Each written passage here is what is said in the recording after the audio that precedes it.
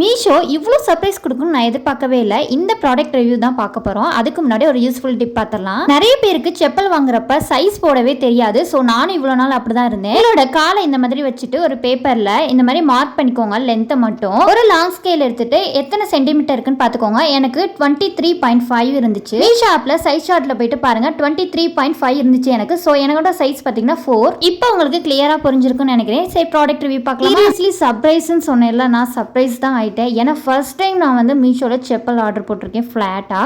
So இதோட quality பார்த்தீங்கன்னா பயங்கரமாக இருந்துச்சு. ஸோ இந்த இடத்துல பார்த்தீங்கன்னா இந்த டிசைன் கொடுக்கவும் பார்க்குறதுக்கு பயங்கர மாடர்ன் லுக்காக இருந்துச்சு.